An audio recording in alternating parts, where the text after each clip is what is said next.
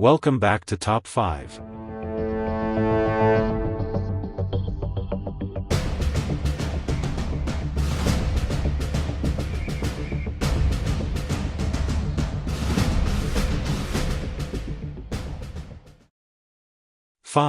The Case of Stephen Avery. Stephen Avery's story is a complex tapestry of wrongful conviction and renewed accusations that highlights the persistent issues within the criminal justice system. In 1985, Avery was wrongfully convicted of sexual assault and attempted murder, largely due to the mishandling of evidence and investigative incompetence. Avery spent 18 years in prison, steadfastly maintaining his innocence throughout his incarceration. The turning point came in 2003 when DNA evidence cleared him of the charges, revealing significant flaws in the original investigation that had led to his wrongful conviction. His exoneration was celebrated, but it also exposed the vulnerabilities in the system that had allowed such a grave mistake to occur. However, the story did not end there. Just months after his release, Avery became embroiled in another high-profile case when he was accused of the murder of Teresa Halbach in 2005. The investigation surrounding Halbach's disappearance was fraught with controversy. The documentary series, Making a Murderer, brought Avery's case into the national spotlight, revealing troubling aspects of the investigation, including alleged police misconduct, questionable forensic practices, and the possibility of evidence tampering. Critics argued that law enforcement was under immense pressure to solve the case quickly, leading to potentially biased investigations and a rush to judgment. During the trial for Halbach's murder, the prosecution's case hinged on circumstantial evidence and the questionable credibility of witness testimonies. Despite the lack of direct evidence linking him to the crime, Avery was convicted in 2007 and sentenced to life in prison without parole. The case raised critical questions about the integrity of the justice system, particularly regarding how evidence is collected and presented in court, and the potential for systemic bias against individuals with previous wrongful convictions. Avery's situation exemplifies the tragic reality that even after exoneration, the scars of wrongful conviction can persist, creating a complicated narrative for those caught in the web of a flawed system. 4. The Case of the Guildford Four. In 1975, the Guildford Four became emblematic of the failures of the British justice system when they were wrongfully convicted of a pub bombing that killed 5 people. The case was marred by police misconduct and the blatant disregard for proper investigative procedures. The 4 men, Jerry Conlon, Paul Hill, Paddy Armstrong, and Richard McKilkenny, were subjected to brutal police interrogation tactics that led to coerced confessions. These confessions were extracted under duress, often involving physical violence and psychological manipulation. Despite the absence of credible evidence linking them to the bombings, the Guildford Four were convicted and sentenced to 15 years in prison. The political climate at the time, characterized by heightened tensions and prejudice against the Irish community, further fueled the prosecution's case against the men. Their wrongful convictions were supported by deeply ingrained biases and a rush to judgment that prioritized closing cases over ensuring justice. The case gained traction in the public eye as activists and advocates campaigned for the Guildford Four's release. After 14 years of wrongful imprisonment, new evidence emerged that proved their innocence, leading to their release in 1989. The Court of Appeal quashed their convictions, stating that the evidence against them was unsafe. This case not only exposed systemic failures within the police force and the judiciary but also prompted widespread calls for reform in how confessions are obtained and the treatment of suspects in custody. The Guildford Four story is a powerful testament to the need for accountability and transparency within the justice system to safeguard against the miscarriage of justice.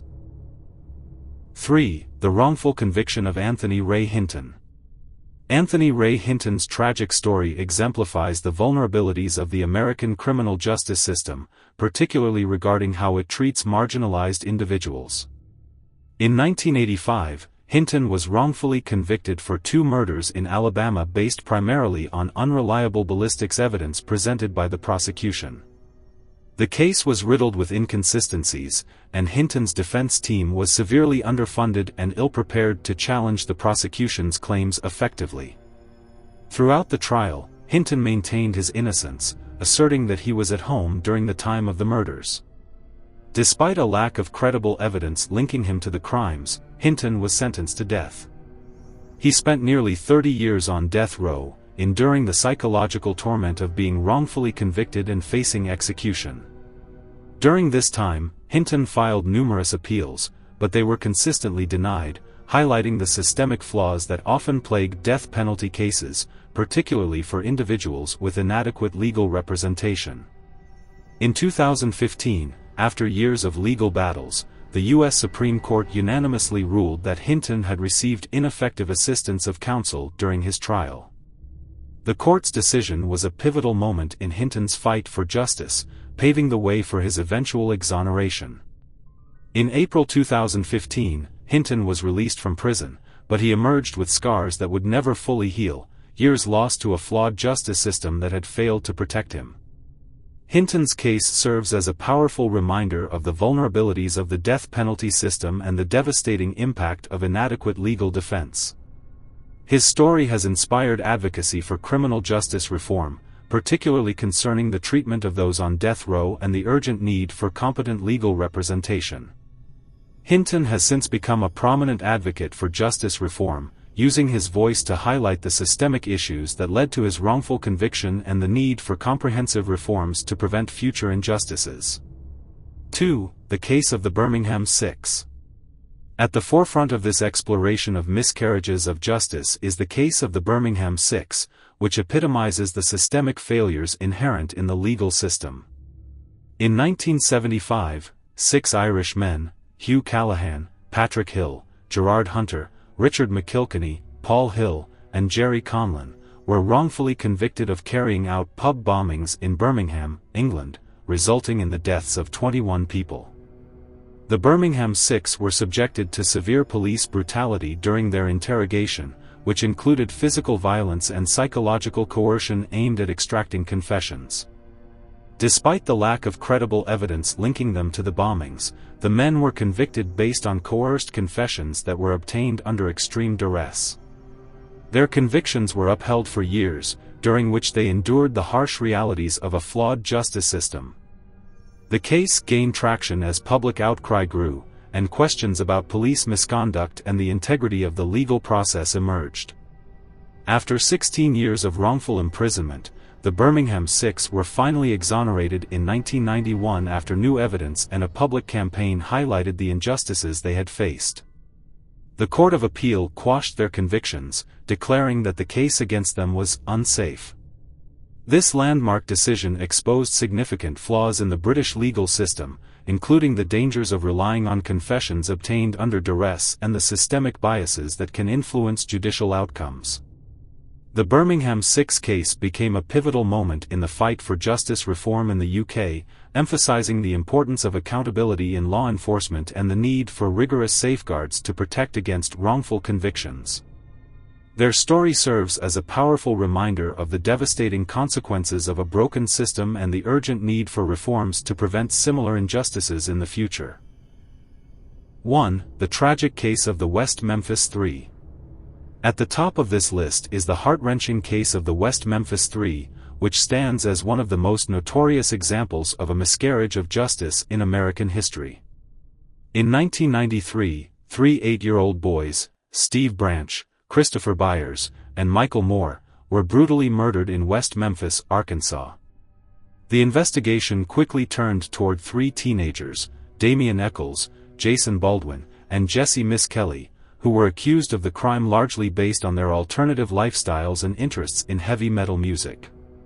The prosecution's case against the 3 teenagers was built on flimsy circumstantial evidence and the coerced confession of Jesse Miskelly, who had an intellectual disability. During hours of aggressive police interrogation, Miskelly provided a confession that was riddled with inaccuracies and contradictions.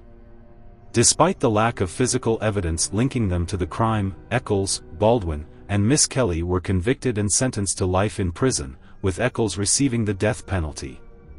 The West Memphis Three maintained their innocence throughout their incarceration, while a growing movement of advocates and activists fought tirelessly for their release. The case garnered significant media attention, particularly through the documentary series, Paradise Lost, which shed light on the flaws in the investigation and trial, as well as the broader implications of wrongful convictions. The documentaries highlighted the intense public pressure on law enforcement to resolve the case, which resulted in the scapegoating of the three teenagers and a rush to judgment that prioritized closing the case over ensuring justice. In 2011, new DNA evidence emerged that excluded Eccles, Baldwin, and Miss Kelly as suspects in the murders. They were finally released from prison under an Alford plea, which allowed them to maintain their innocence while acknowledging that the prosecution had sufficient evidence to convict them.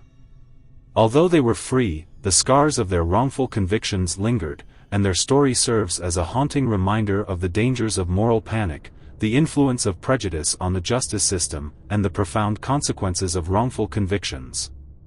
The West Memphis Three case has had a lasting impact on discussions surrounding the justice system in the United States.